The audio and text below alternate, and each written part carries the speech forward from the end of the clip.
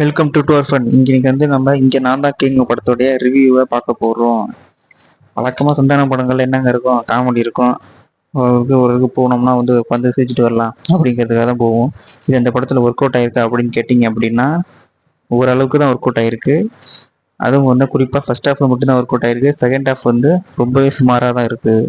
இது என்னன்னு தெரியல. இப்போ பார்த்தாலும் தமிழ் சினிமாவில் இந்த ஃபர்ஸ்ட் ஹாஃப் நல்லா இருக்கு, செகண்ட் ஹாஃப் நல்லா இல்லை. ஒருவேளை செகண்ட் ஹாஃப் வந்து யோசிக்காம விட்டுறாங்களோ, அதில் யோசிக்கிற அளவுக்கு வந்து நம்ம டேரக்டருக்கு அறிவு இல்லையா என்னன்னு தெரியல. ஃபர்ஸ்ட் ஹாஃப் மட்டும் ஏதோ ஓரளவுக்கு தப்பிச்சிருது. ஃபர்ஸ்ட் ஹாஃப்மே நல்லா இருக்கிறதுக்கு மெயின் காரணம் வந்து செகண்ட் ஹாஃப் ரொம்ப வீக்காக இருக்குங்க. அதனால தான் ஒருவேளை செகண்ட் ஹாஃப் எல்லாரும் வீக்காக இருக்கிறதுக்கான காரணம் ஃபர்ஸ்ட் ஹாஃப் மட்டும் நல்லா இருந்திருக்குன்னு அவசியம் இல்லை. ஒருவேளை நமக்கு தான் வந்து ஃபர்ஸ்ட் ஹாஃப் வேணும் அப்படின்னு நான் குழப்ப விரும்பல. சரி, இந்த படத்தோட ரிவ்யூ பார்க்கலாம் வாங்க. இந்த படத்தோடைய மெயின் ஹீரோ வந்து சந்தானம். உங்களுக்கே தெரியும், ஏன்டா சந்தானம் படத்தில் சந்தானம் இல்லாமல் சௌந்தரராஜனா இருப்பான் அப்படின்னு நீங்கள் கேட்கறது புரியுது. இருந்தாலும் இந்த படத்தோடைய ஹீரோ வந்து சந்தானங்கிறதுனால அவரு தான் எல்லா ஃப்ரேம்லையும் இருக்கலாம கொஞ்சம் கொஞ்சம் அவருக்கு ஏற்ற மாதிரி லூசி சபா, சேஷு, மாறன், ஹீரோயின், தம்பிராமையா போன்ற மற்ற இந்த கேரக்டர்ஸ்க்கும் கொஞ்சம் இம்பார்ட்டன்ஸ் கொடுத்துருக்குறாங்க. அதனால மட்டுமே தான் இந்த மாதிரியான படம் வந்து ஓரளவுக்கு உட்காந்த மாதிரி இருந்தது. அதை விட்டு நான் மட்டும்தான் நடிப்பேன், எல்லா ஃப்ரேம்லையும் நிற்பேன்னு சந்தானம் நடம் பிடிக்காம கொஞ்சம் அவங்களுக்கும் விட்டு கொடுத்தது எல்லாமே உண்மையிலேயே பாராட்டுக்குரியது. அது மட்டும் இல்லாமல் குறிப்பாக இப்போ சம்பாதனத்துடைய படங்கள் வந்து நமக்கு உரிய அவருக்கு ஹீரோ நடிக்கணுங்கிற ஆசை இருக்கு அப்படிங்கிறதுக்காக படம் பார்க்க போற நம்மளெல்லாம் பரிசோதனையில மாதிரி வச்சு மாட்டி சாவடிச்சிடுறாருங்கிற ஒரு கெட்ட பேர் இருந்தது. இந்த மாதிரி படங்கள்ல வந்து இப்போ இது கொஞ்சம் தவிர்த்திருக்காருன்னு நினைக்கிறேன். அதனால மட்டுமே இந்த வடக்குப்பட்டி ராமசாமி இங்கே நான் தான் கிங்கிற படம் ஓரளவுக்கு உட்காந்து பார்க்குற அளவுக்கு இருக்கு. நல்லா கேட்டுங்க, ஓரளவுக்கு உட்காந்து பார்க்குற அளவுக்கு இருக்கு. அதை தவிர்த்து இந்த படத்தை நீங்க தனியாக வகுத்து பார்த்தீங்க அப்படின்னா ரொம்பவே ரொம்பவே ரொம்பவே ரொம்பவே ஆவரேஜான ஒரு படம் தான். ஒரு காமெடி படத்துக்கு தேவையான என்ன இருக்கணும், காமெடி இருக்கணும், இருக்கான்னு கேட்டிங்கன்னா கொஞ்சம் தான் இருக்குது. இந்த பாட்டு ஃபைட்டு ஒரு ஒரு என்டர்டைன்மெண்ட் படத்துக்கு தேவையான பாட்டு ஃபைட்டு ஆக்ஷன் இருக்கான்னு கேட்டிங்க அப்படின்னா நம்மளால் காமெடி ஹீரோ அதெல்லாம் பண்ணோம்னா இன்னும் காமெடி ஆகிடும். ஆனால் அது படத்தில் காமெடியும் பெருசாக ஒர்க் அவுட் ஆகல, அந்த சீன் ஆக்ஷன் சீன் எதுவும் பெருசாக ஒர்க் அவுட் ஆகல.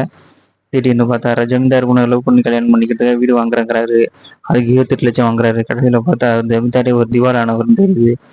இதுக்கப்புறம் என்ன நடக்குதுன்னு பார்க்குறேன். ஒரு சேசிங் இருக்கு, ஒரு பாம்பு அடிக்கிற சீட் இருக்கு, ஒரு தீவிரவாத சீன் இருக்கு. அதை எங்கெங்கேயோ போவதே தவிர ஒரு நேர்கோட்டில் இல்லை. சுற்றி சுற்றி வளைச்சி பார்த்தோம்னா இன்னமும் ரொம்ப சுமாராக இருக்க மாதிரி தான் இருக்கு. ஸோ சந்தானம் சார், நீங்கள் ஹீரோவாக நடிக்கிறீங்க அப்படின்னா ரொம்ப சந்தோஷம். அது உங்கள் காசு நடிங்க, நீங்களே வீட்டில் உட்காந்து போட்டு பாருங்க. தயவு செஞ்சு எங்களை வந்து அது மாதிரி போட்டு ஹீரோவை நடிக்கிறேன்னு சொல்லி எங்களை டார்ச்சர் பண்ணாதீங்க. உட்கார முடியலங்க தியேட்டரில் சத்தியமா.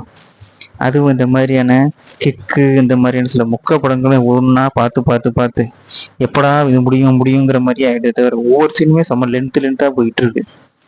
ஒரு தடவை பார்க்கலாம், 2 தடவை பார்க்கலாம். ஏற்கனவே எடுத்த விஜய் டிவிலையும் பார்த்து அதை திரும்பவும் படத்துலையும் பார்க்கணும் அப்படின்னா அதை விட ஒரு பெரிய கொடுமை வேற என்ன இருக்கும் சொல்லுங்க. இது பரவாயில்ல, இன்னும் கொஞ்சம் நல்லா இருந்துச்சுன்னா நான் அடுத்தடுத்து இன்னும் 2-3 படம் வேறு கையில் வச்சிருக்காருன்னு நினைக்கிறேன். இவரு ஹீரோக்காக ஆசை இவரை விட்டு போக போகிறது இல்லை.